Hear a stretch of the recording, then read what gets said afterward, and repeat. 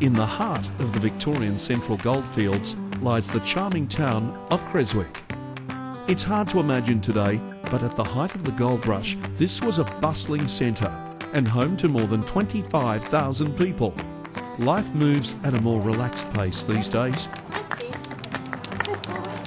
But locals here are just as determined to see Creswick prosper. On what was once an old paddock, now sits Creswick's newest landmark, the Doug Lindsay Reserve.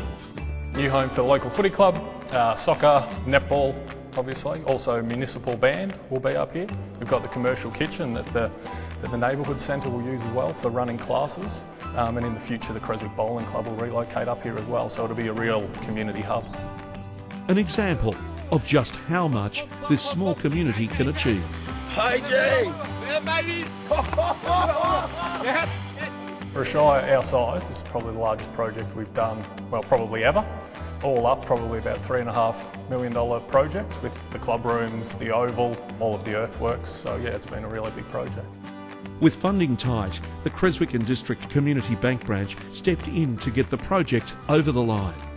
The community had to come up with $50,000 and the bank donated that money as a grant, and that was the community contribution, so it allowed the facility to go ahead.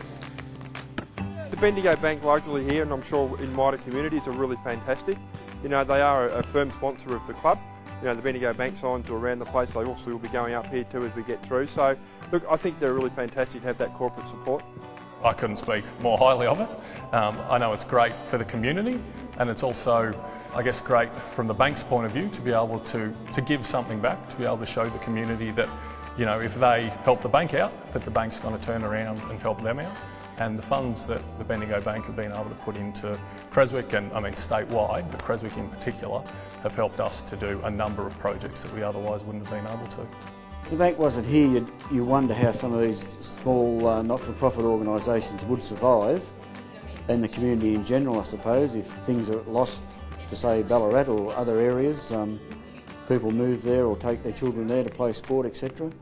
And a lot of the local community organisations are lost.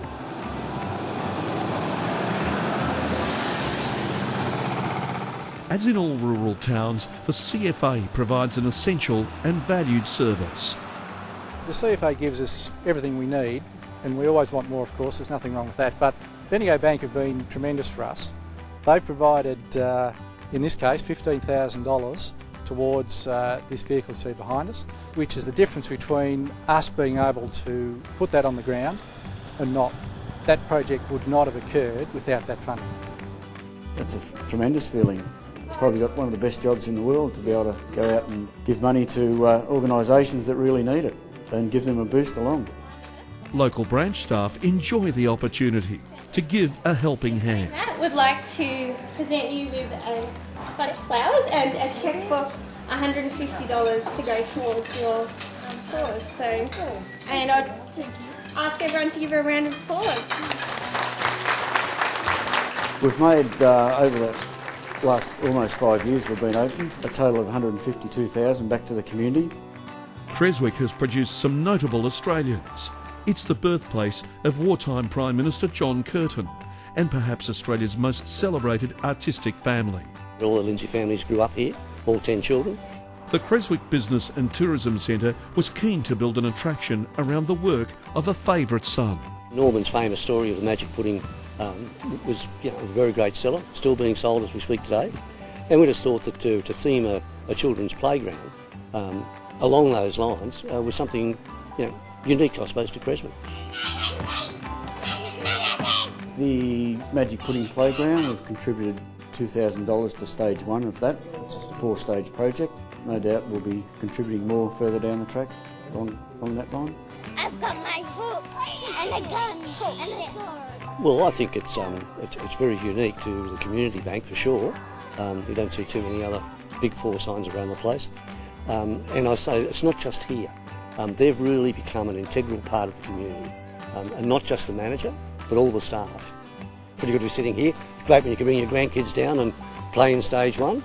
It's a great feeling, and that's what the community bank's all about, really. It's not just about banking, it's about helping the community groups out.